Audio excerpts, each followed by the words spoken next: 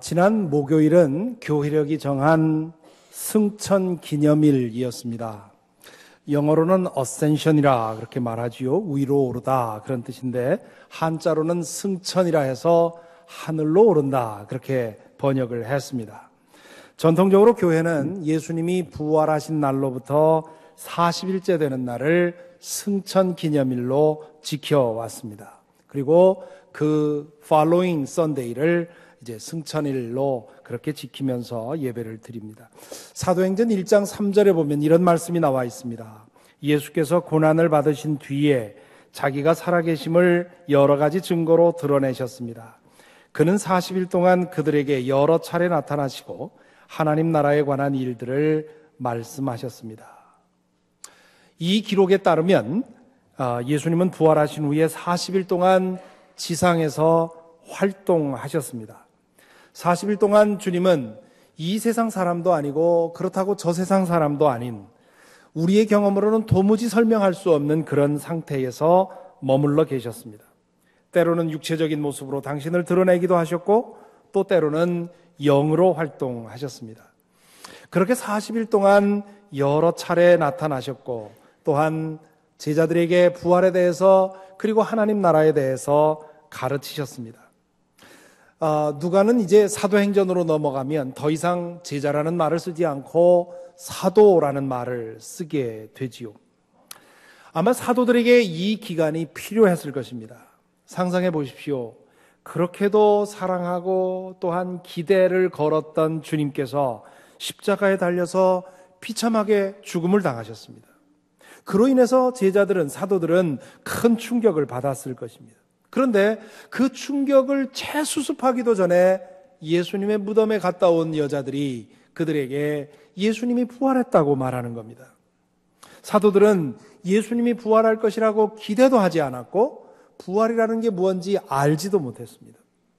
그 소식을 듣고는 이게 웬일인가 어리둥절해야 하는데 부활하신 주님께서 또 그들에게 나타나셨습니다.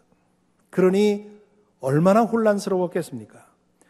무엇이 그런 것이 있는지도 모르는 준비되지 않은 사건에 갑자기 노출되었을 때 얼마나 혼란스러울지 아마 여러분도 짐작하실 것입니다. 부활하신 주님과 함께 있을 때는 부활이라는 게 이런 거구나 하면서 클루를 하나씩 잡아가게 되었겠지요. 헤어지고 나면 알 것 같았던 그 부활에 대해서 다시 의문이 생기고요. 이게 뭔지 또한 생각하게 되고 그렇게 하게 되었습니다. 그래서 다시 만나면 이런 걸 좀 확인해 봐야지, 이런 것을 여쭤봐야지 그렇게 생각하고 또 만나게 되면 이제 부활에 대해서 조금 더 이해하게 되고 헤어지고 나면 또다시 의문이 생기고 이런 일을 반복해 갔을 것입니다. 그렇게 40일이 지나는 동안에 부활에 대한 그들의 이해와 믿음이 조금씩 자리를 잡게 되었겠지요. 그리고는 이제 40일째 되는 날 주님은 제자들과 함께 마지막 식사를 나누시고는 그리고는 제자들을 올리브산으로 데리고 가서 거기서 승천하셨다고 되어 있습니다. 그 대목을 9절 한 절에 아주 간략하게 적어 놓았습니다. 이 말씀을 하신 다음에 그가 그들이 보는 앞에서 들려 올라가시니 구름에 쌓여서 보이지 않게 되었다. 이것은 사도들이 본 그대로 묘사한 것입니다. 그들에게 비춰진 대로 묘사한 것이지요.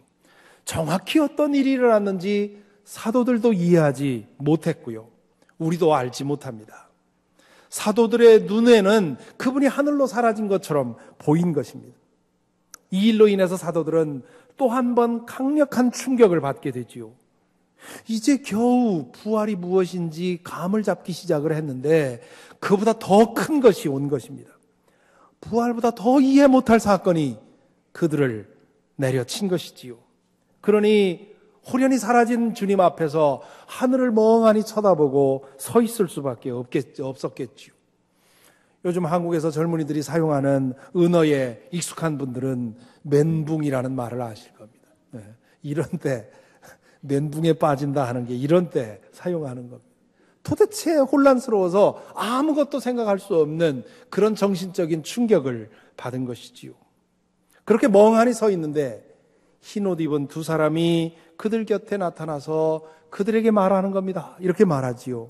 갈릴리 사람들아, 어찌하여 하늘을 쳐다보면서 서 있느냐? 너희를 떠나서 하늘로 올라가신 이 예수는 하늘로 올라가시는 것을 너희가 본 그대로 오실 것이다.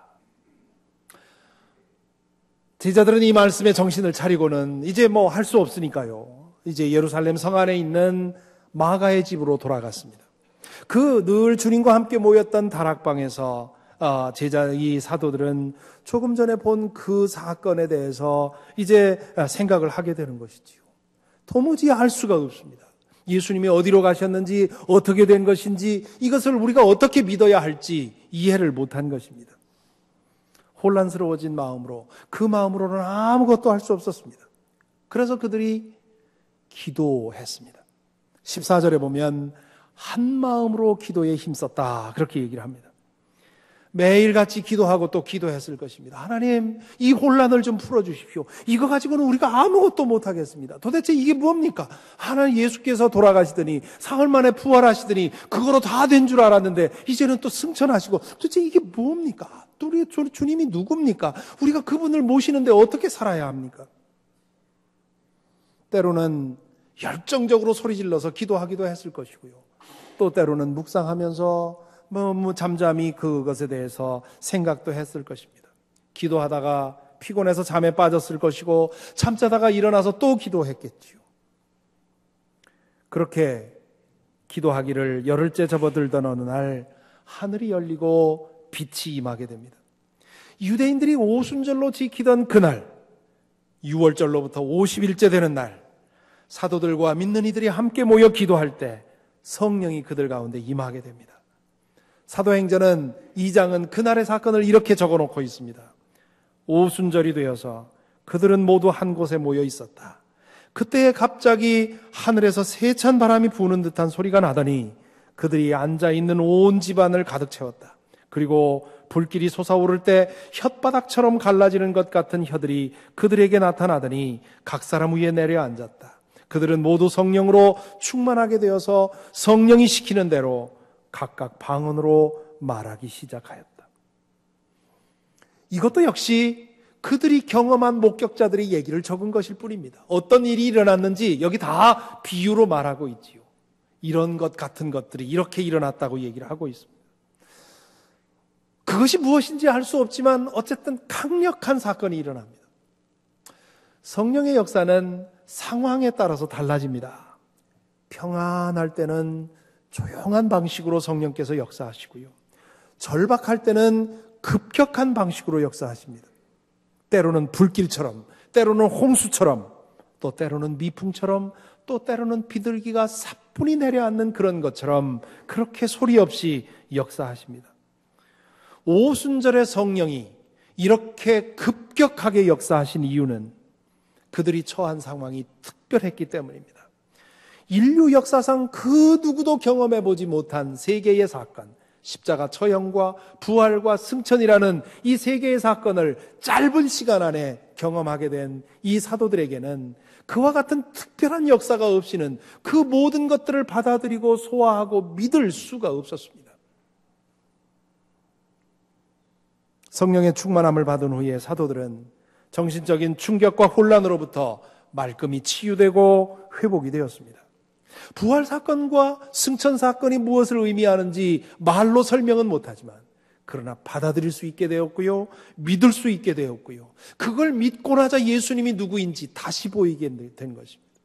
십자가에서 돌아가시기 전까지도 주님과 함께 지내면서 와, 이분이야말로 정말 내 인생을 다 바쳐도 될 만한 그런 위대한 스승이라고 생각을 했는데요, 이제 십자가의 죽음과 부활과 승천을 연거푸 겪고 그리고 성령의 비추심을 받고 나니까 이분은 단순한 유대인의 예언자도 아니고 인류의 위대한 스승도 아니고요, 온 우주를 다스리는 모든 인류의 왕이시라는 사실을 깨닫게 된 것입니다. 그 깨달음은 그들의 믿음을 새로운 차원으로 도약시켰고요, 그리고 그 믿음으로 인해서 그들은 예수님을 새롭게 믿게 된 것이고요, 그런 새로운 믿음이 그들의 삶을 변화시켰습니다. 그들의 말과 얼굴 표정이 달라졌습니다. 그들은 전혀 다른 사람이 되었습니다. 지난 50일 동안 문을 꼭꼭 걸어 잠그고 혹시나 우리도 잡히지 않을까 두려워 떨던 그들이 이제는 문을 열어 제치고 세상으로 나가서 자신들의 삶을 변화시킨 그분에 대해서 증언하기 시작을 합니다. 이 승천의 이야기는 사도들에게도 혼란스러웠겠지만 그것을 읽는 오늘 우리에게도 혼란스럽습니다. 그 광경을 직접 목격한 사람들도 이게 뭔가 이해할 수 없었지만 그 이야기를 읽는 오늘 우리도 역시 그것이 무엇인지 이해할 수가 없습니다. 그러므로 우리에게도 역시 사도들에게 임했던 성령의 만지심이 필요합니다. 성령께서 우리의 이성을 비추시고 우리의 마음을 만져주실 때만 우리는 이 이해할 수 없는 사건들을 받아들이고 예수님이 누구신지 그 사건을 통해서 믿고 고백할 수 있게 되는 것입니다. 승천하시기 전에 사도들이 예수님에게 이렇게 묻습니다. 아마도 예수님의 태도에 큰 변화가 있다는 사실을 알아챈 것 같습니다. 그러면서 이렇게 묻지요. 주님께서 이스라엘에게 나라를 되찾아 주실 때가 바로 지금입니까? 이제 40일 동안 예수님께서 부활하신 후에 그들과 함께 했는데 예수님에게 어떤 변화가 있는 것 같으니까 이제는 주님 드디어 하실 일을 시작하는 겁니까? 묻게 되는 것이지요. 이스라엘에게 나라를 되찾아 주실 때라는 말은 예수님께서 로마 군대를 몰아내고 이스라엘을 회복시키시고 새로운 이스라엘 정부를 시작하는 것을 말합니다. 제자들은 예수님이 돌아가시기 전에 이 희망을 가졌습니다. 그래서 야고보와 요한 같은 사람은 예수님에게 와서 당신의 나라가 임하면 우리 두 사람을 가장 큰 나라 자리에 앉혀달라고 그 부탁을 하기도 했지요. 그들은 예수님이 십자가에 달려 죽으신 후에 이 모든 희망을 버렸는데요. 그런데 부활하신 주님을 거듭 만나가면서 다시 이제야말로 정말 주님은 이 로마 군대를 몰아내고 이스라엘을 회복하는 것 아닌가 기대했던 것입니다. 이 사도들의 연기 이 질문에 대해서 예수님은 많이 답답하셨을 것 같습니다. 아니 그렇게도 여러 번 말을 했는데 아직도 그런 지상적인 소망을 갖고 나를 바라보는 거냐, 그런 답답함이 있었을 것 같습니다. 그런데 주님은 담담하게 이렇게 말씀하시지요. 7절과 8절은 기억할 만한 말씀입니다. 이 7절 8절 보여주시기 바랍니다. 우리 함께 읽어볼까요? 7절 8절. 때나 시기는 아버지께서 아버지의 권한으로 정하신 것이니 너희가 알 바가 아니다. 그러나 성령이 너희에게 내리시면 너희는 능력을 받고 예루살렘과 온 유대와 사마리아에서 그리고 마침내 땅 끝에까지 이르러 내 증인이 될 것이다. 지금 주님은 사도들이 그런 질문을 할 수밖에 없다는 사실을 그냥 받아들이고 계십니다. 하지만 그러한 그들의 눈이 열리고 새로운 것을 볼 날이 곧 있을 거라고 기대하지요. 성령이 그들에게 임하시면 그들의 마음의 눈이 열리고 마음의 귀가 열려서 지금 이 일어난 일들이 어떤 일인지 그리고 당신이 누구인지를 제대로 알게 되고 제대로 믿게 될 것이라고 주님은 기대하고 있는 것입니다. 그러므로 이제 성령의 만지심을 위해 기도하라고 말씀을 하시지요. 사실 올리브산으로 올라가시기 전에 제자들과 마지막 식사를 나누실 때 주님께서 그런 말씀을 하셨습니다. 사도행전 1장 5절에 보면 너희는 예루살렘을 떠나지 말고 내게서 들은 아버지의 약속을 기다려라. 요한은 물로 세례를 주었으나 너희는 여러 날이 되지 않아서 성령으로 세례를 받을 것이다.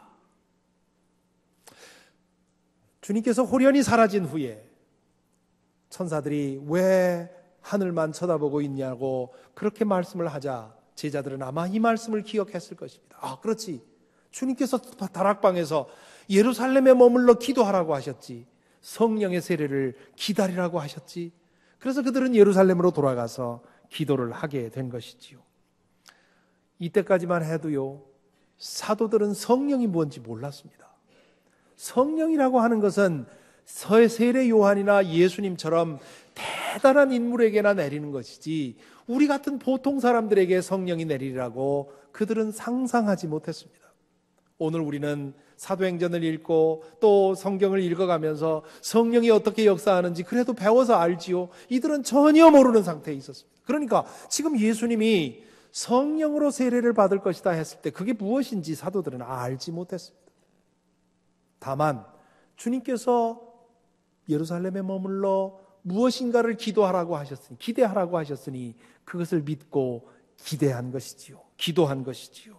그때 때가 되어서 성령이 그들에게 임했고 그들의 믿음이 도약하게 되었고, 그리고 그 믿음으로 그들은 세상 끝까지 증인으로서 살게 되었습니다. 증인의 첫 번째 가장 중요한 조건은 직접 보는 것입니다. 직접 만나는 것이지요. 누군가를 직접 경험하고 직접 만나고 직접 체험해야만 증인이 될 수 있습니다. 여러분, 인생을 살아가면서 우리가 만나야 할 사람들이 참 많습니다. 그리고 그 중요한 만남들은 참 잘 만나야 하지요. 좋은 배우자 만나는 거 참 중요하지요. 좋은 부모님 만나는 거 중요하지요. 자라면서는 좋은 선생님 만나는 거, 좋은 친구 만나는 거 참 중요합니다. 좋은 교회 만나는 거 중요하고요. 목사에게는 좋은 교우들 만나는 거 중요하고요. 교우들에게는 좋은 목사 만나는 거 중요하지요. 이런 중요한 만남 가운데 어느 하나만 틀어져도 우리의 인생이 뒤죽박죽 되어버리지요. 그러나 우리의 인생길을 살아오면서 누군가와 중요한 만남을 하게 되면 그 만남이 우리의 삶을 깊게 바꾸어 놓습니다. 우리가 만나야 할 만남 중에 누구든지 가져야 할, 꼭 만나야 할 분이 있는데 그게 바로 예수 그리스도이십니다. 십자가에 달려 죽으셨다가 부활하셔서 하나님의 보좌 우편으로 승천하신 그분은 오늘 또 여전히 성령을 통해 우리를 만나 주십니다. 그분은 온 인류의 구원자일 뿐만 아니라 나의 주님이십니다. 우리는 마음의 눈으로 그분을 보고 마음의 귀로 그분의 음성을 듣습니다. 우리의 마음에 일어나는 변화를 보면서 주님 나와 함께 계시다는 사실을 깨닫습니다. 우리는 그렇게 주님을 만나고 주님과 함께 교제하며 살아가게 됩니다. 그렇게 살아갈 때 우리에게는 변화가 일어납니다. 우리의 믿음이 다만 교리를 받아들인 수준에 머물러 있다면 그런 변화 일어나지 않습니다. 우리의 믿음이 다만 예배에 참여하고 교회 이런저런 행사에 참여하는 것에 그친다면 그것으로도 역시 변화는 일어나지 않습니다. 그런 수준에 오래 머물러 있다 보면 우리 스스로 내가 위선자가 된 거 아닌가 그런 생각하게 됩니다. 경건의 모양은 쌓여가는데 경건의 능력이 없기 때문에 내가 스스로 내 자신을 보아도 위선자처럼 보이는 것이지요.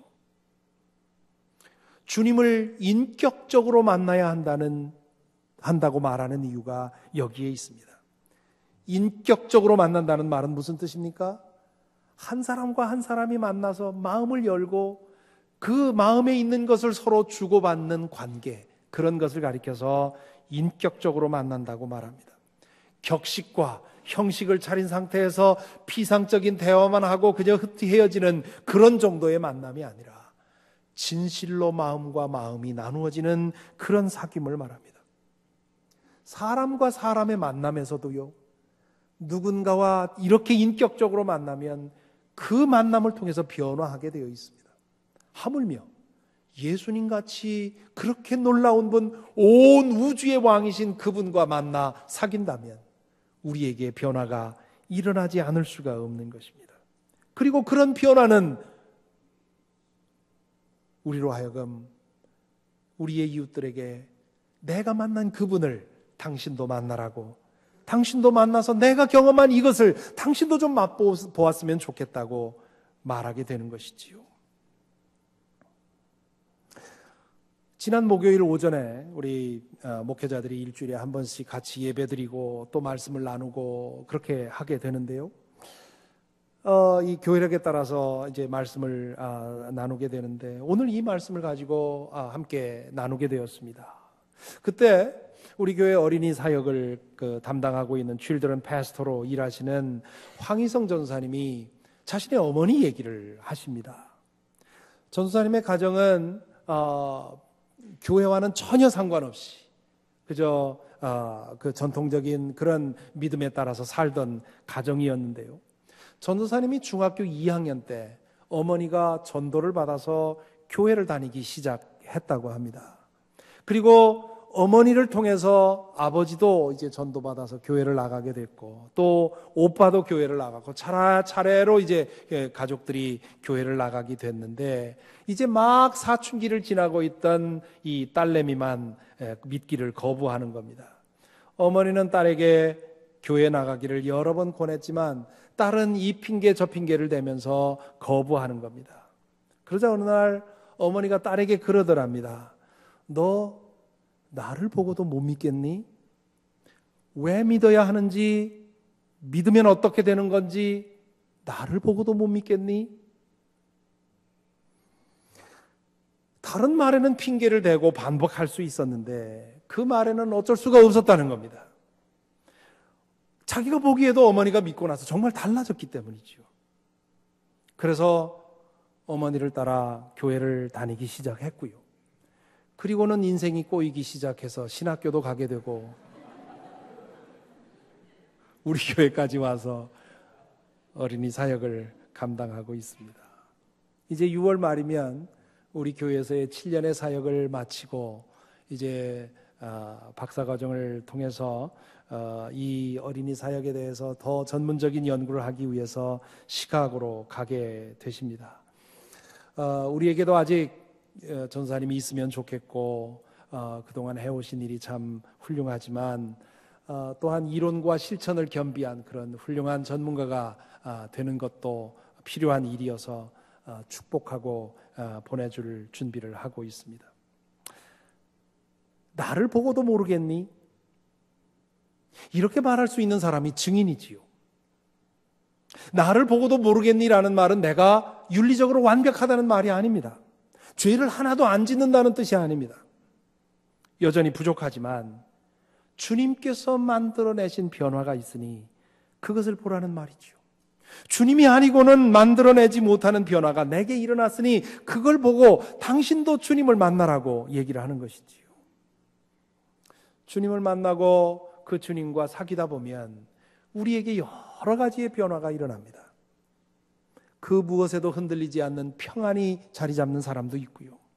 메마르지 않는 감사와 기쁨이 넘쳐나는 경우도 있고요. 전에는 도무지 받아들일 수 없었던 사람을 사랑할 수 있는 사랑의 능력도 생깁니다. 그전에는 번번이 넘어졌던 죄의 유혹이 힘을 잃어버리는 것을 느낍니다. 전에는 마음을 사로잡아서 그 유혹으로부터 벗어나지 못해서 그것 때문에 시간과 많은 돈과 그런 것들을 낭비했었는데 주님을 만나고 나니까 그런 것들로부터 해방이 됩니다. 돈 씀씀이가 달라지고요. 취미가 달라집니다. 그전엔 그렇게 재미있었는데 주님과의 사귐이 깊어지고 보니까 재미없어지고 새로운 것이 재미있어집니다. 진리가 주는 자유의 맛을 알게 되고 거룩함이 주는 감미로움의 맛도 맛보게 됩니다. 그것이 증거이고 그 증거를 하나 둘이라도 가진 사람은 가까이 있는 사람에게 나를 보고도 못 믿겠니?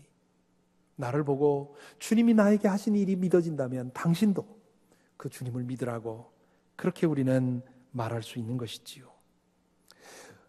우리 안에 계시는 주님은 우리 안에 이렇게 소소하지만 작지만 의미 있는 변화를 일으키시지요. 하지만 또 때로는 놀라운 변화를 만들어냅니다. 도무지 이해할 수 없는 그런 놀라운 변화를 만들어내는데요. 우리가 고통 중에 있거나 고난 중에 있거나 위기 중에 있을 때 특별히 주님의 역사가 강력하게 드러납니다.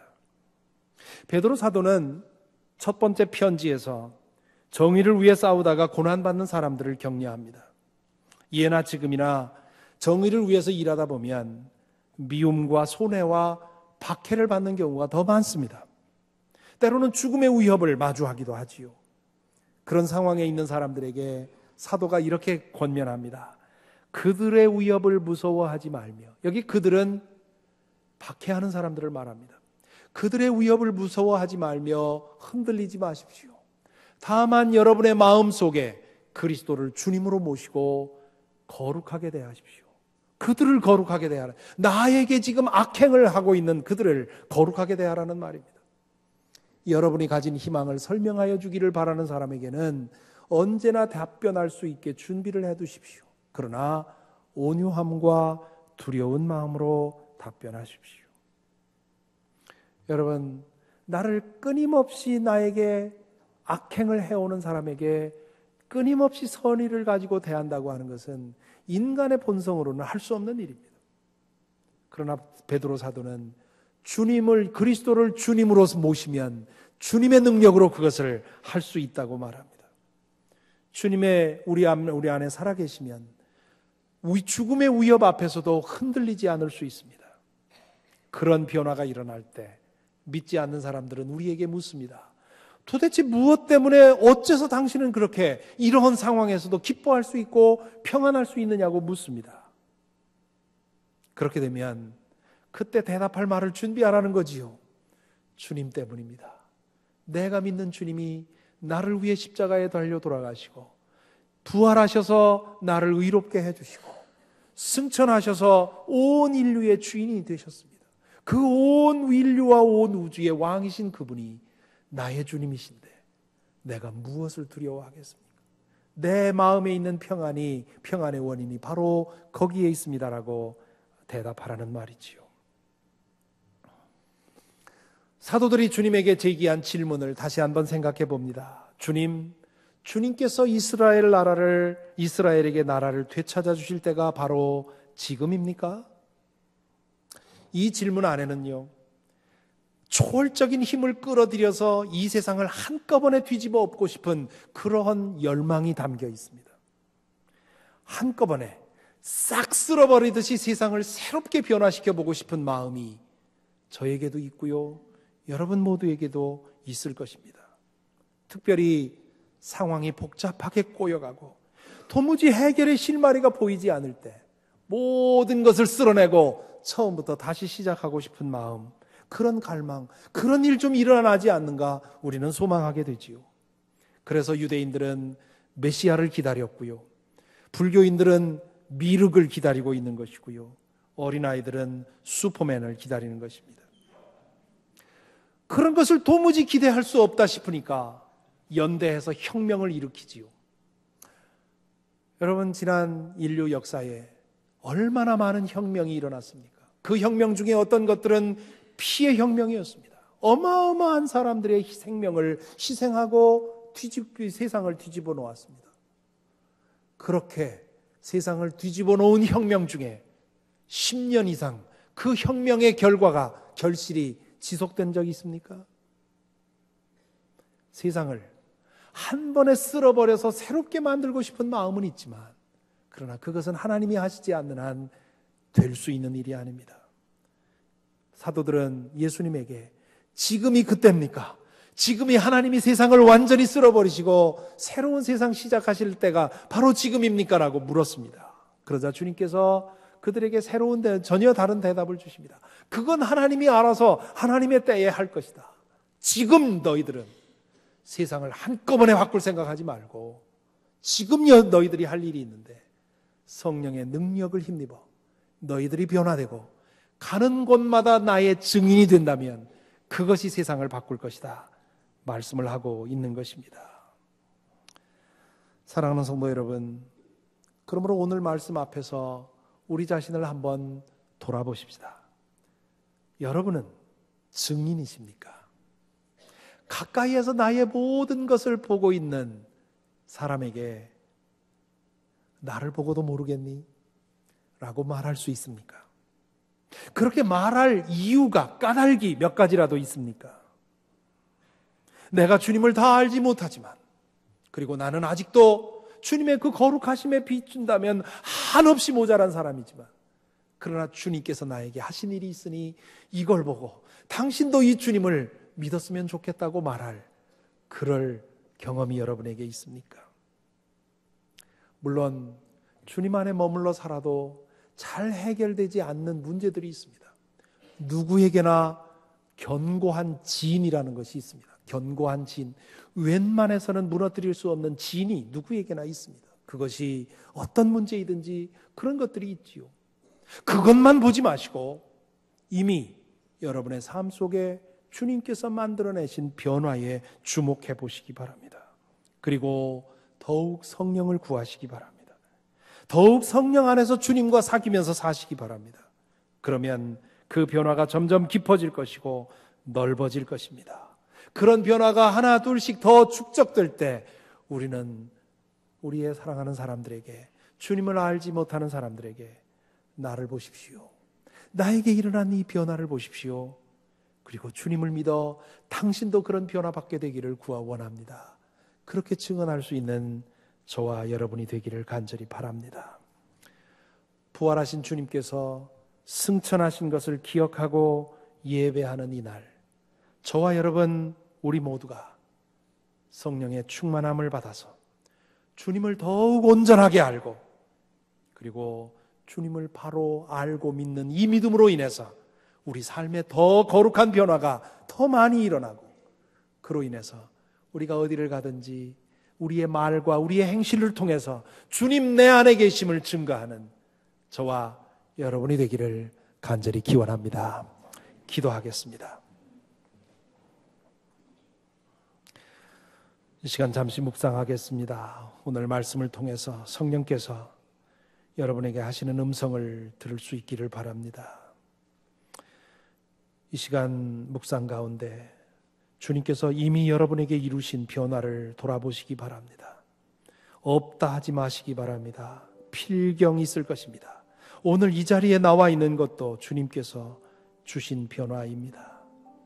여러분 가운데 주님께서 어떤 일을 이루셨는지 돌아보시고, 그리고 그것을 생각하며 감사하시기 바랍니다. 오 주님, 제 안에 주님 계셨군요. 저와 함께 주님 사셨군요. 나로 하여금 더욱더 주님과 동행하게 해주십시오. 기도하시기 바랍니다. 그리하여 우리가 더욱더 겸손한 자신감을 가지고 우리의 이웃들에게 나를 보라고, 내 안에서 주님 하신 일을 보라고, 그리고 그 주님을 당신도 만나 이 변화를 받으라고 그렇게 전도할 수 있는 저희가 될 수 있기를 바랍니다.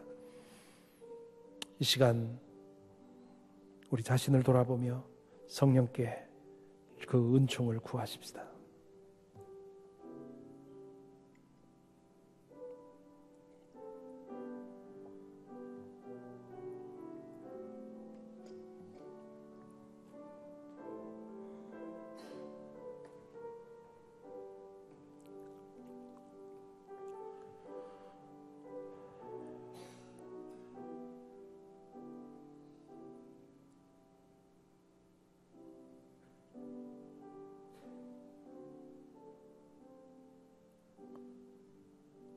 오 사랑의 주님, 온 우주의 영원하신 왕, 모든 생명의 영원하신 임금이신 주님, 저희로 하여금 주님을 바로 믿도록 인도하여 주시옵시고, 그 어마어마한 주님이 나의 주님인 것을, 나와 함께 나의 삶 속에 동행하고 계심을 보게 하여 주시옵시고, 그 능력으로 변화받게 하여 주시옵시고, 우리 안에 있는 모든 견고한 진이 하나씩 무너져 내려 주님의 거룩함에 이를 수 있도록 인도하여 주시옵소서.